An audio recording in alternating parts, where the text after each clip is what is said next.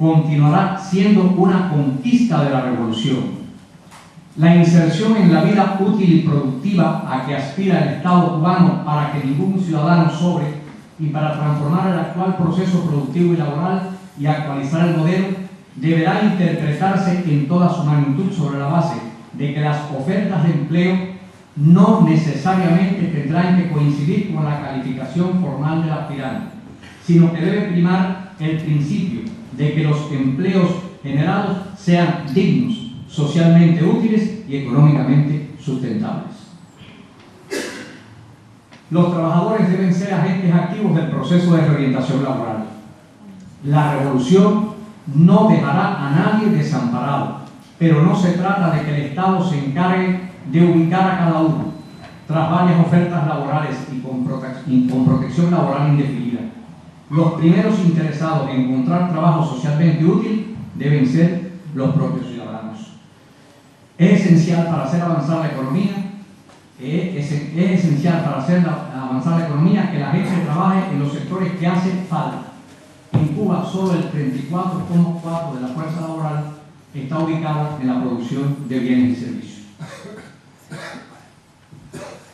La proyección de la economía incluye el aumento gradual de los salarios hasta el 2015, porque debe lograrse una adecuada relación entre productividad del trabajo y salario medio, hoy en un punto crítico, dado que la primera está por debajo. Es decir, consumimos lo que no hemos creado todavía.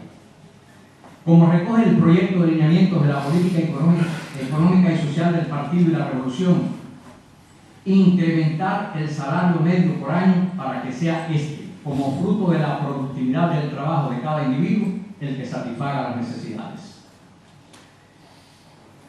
El reordenamiento del modelo económico tiene su raíz en el concepto esencial de Fidel que expresa: revolución es sentido del momento histórico, es cambiar todo lo que debe ser cambiado, es emanciparnos por nosotros mismos y por nuestros propios esfuerzos.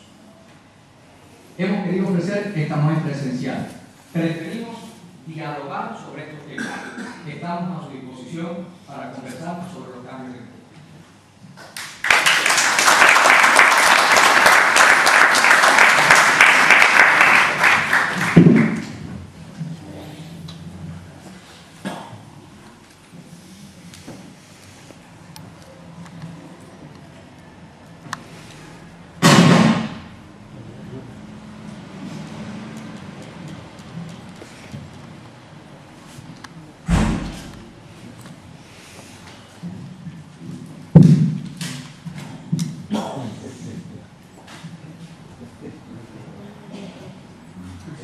el primero ahí, Eugenio.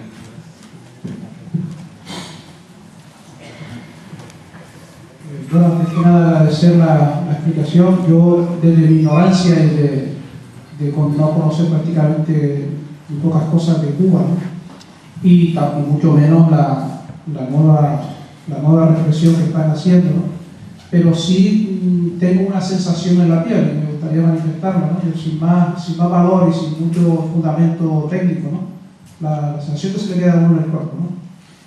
Y es un poco que el lenguaje en que se está planteando el nuevo modelo, creo que se están colando descripciones de la realidad, como el concepto, por ejemplo, de productividad, el concepto de responsabilidad, etcétera, que empiezan a incorporar variables que yo no tenía en mi cultura comunista, en mi cultura por lo menos colectivista, ¿no? El tema de la acción individual frente a la acción colectiva, el tema de la primacía de la iniciativa particular frente a la política, de planificar las prioridades sociales. O sea, me siento un poco perdido ahí, ¿no?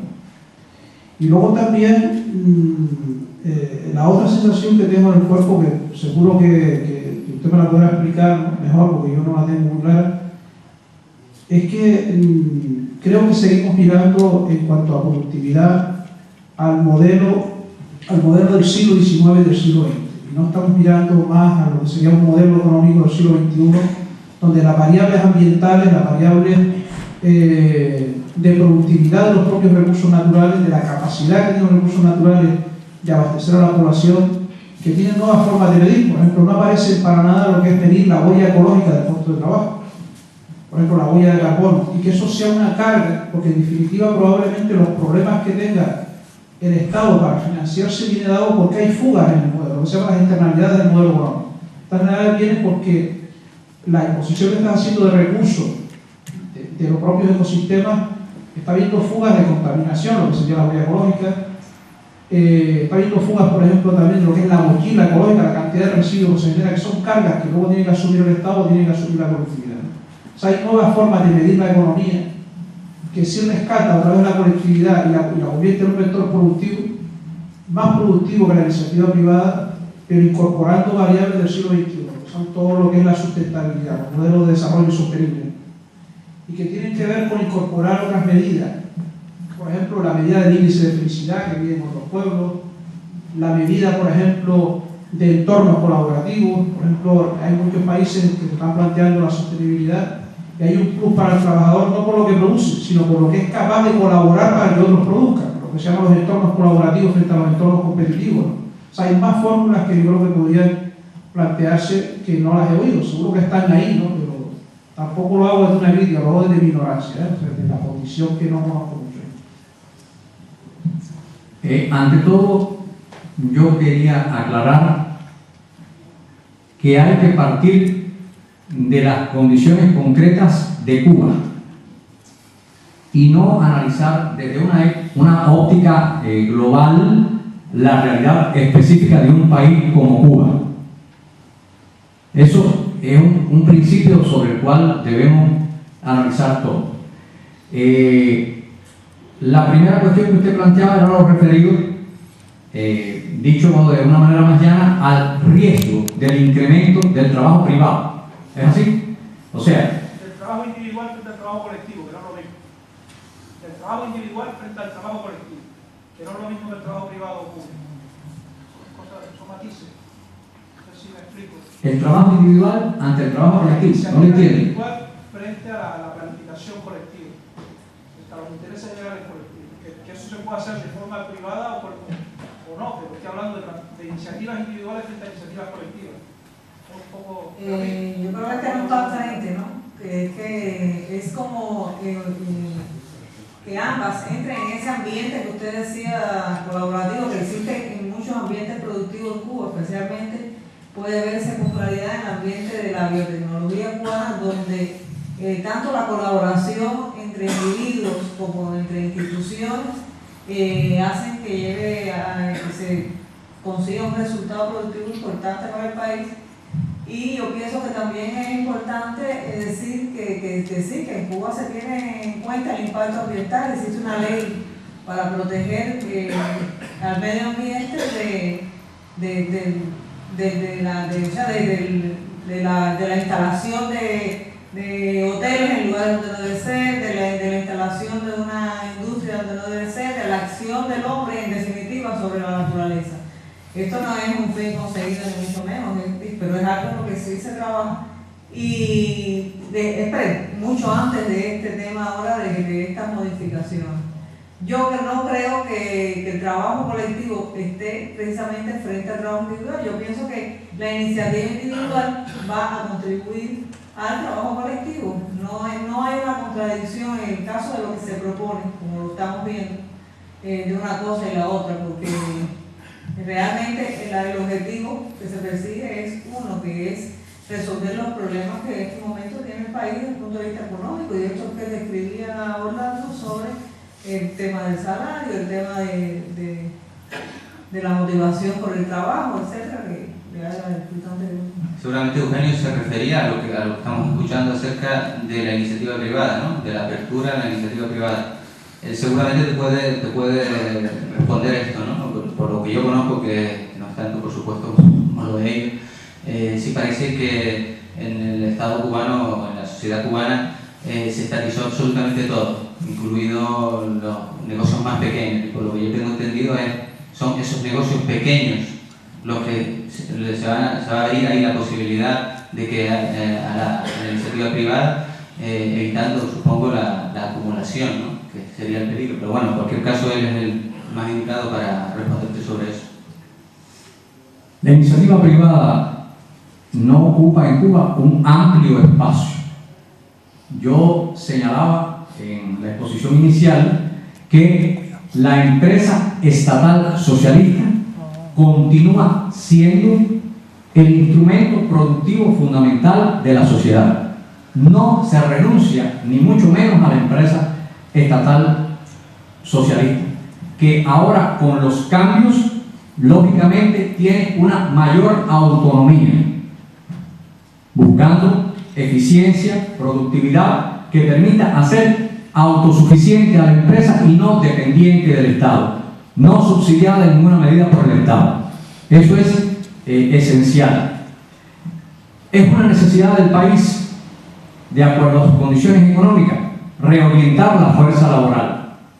Hay sectores de la economía nacional dependientes del Estado donde hay mayor número de trabajadores que los estrictamente requeridos. Se pueden reorientar los trabajadores en esta racionalización hacia otros sectores de la economía estatal donde hay trabajo, en la educación, en la construcción, en el sector agrario y en otros sectores donde las personas que sean racionalizadas pueden encontrar fuentes de trabajo. El trabajo por cuenta propia, las cooperativas, los arrendamientos, forman parte de un recurso a través del cual se garantice también el empleo en un país que no tiene grandes potencialidades industriales, que no tiene suficiente desarrollo como para garantizarle trabajo en este momento a toda su fuerza de trabajo. Y se crean estos mecanismos que son una solución, que quizás no son una solución definitiva, son una solución en las condiciones concretas del momento histórico que vive el país y que no constituye ningún pecado ni ninguna situación que vaya a destruir a la sociedad socialista. La propiedad estatal sobre los medios de producción fundamentales se mantiene. La planificación socialista se mantiene. Las reglas sobre las cuales funcionará la iniciativa privada están atendidas a regulaciones a través del mecanismo de los impuestos que impiden la excesiva acumulación de riquezas. El trabajador por cuenta propia puede obtener ganancias para solventar su economía familiar, para tener un nivel de vida aceptable, para mejorar sus condiciones de vida, pero en ningún momento existe la posibilidad de enriquecerse. Los impuestos son progresivos. En la misma medida en que crecen las ganancias, el mecanismo impositivo regula ese proceso e impide el enriquecimiento de la persona.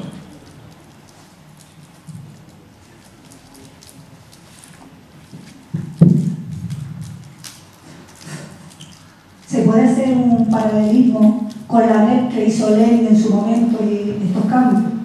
Si son parecidos.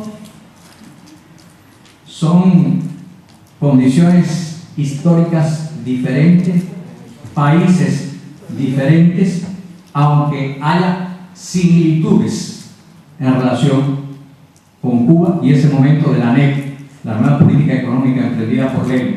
Pero son circunstancias diferentes, países diferentes, problemas diferentes. O sea, la Unión Soviética era un inmenso territorio, un gran conjunto de nacionalidades. Cuba es un pequeñito país en el siglo XXI, en el momento en que la humanidad ha atravesado por una de las crisis, no solo económicas, sino en todas las áreas de la existencia del planeta, más grandes de la historia, y lógicamente hay que ver eso en las condiciones históricas concretas en que se desarrollan los cambios en Cuba. Estamos en el camino de encontrar mecanismos que permitan a nuestro país un mayor desarrollo económico, un mayor nivel de bienestar de la producción, sin renunciar a lo que hemos conquistado, sin renunciar a la justicia social, sin renunciar a la planificación socialista y caer en el desenfrenado mecanismo del mercado que todo lo destruye y que lógicamente siembra la desigualdad social y la desprotección de la población.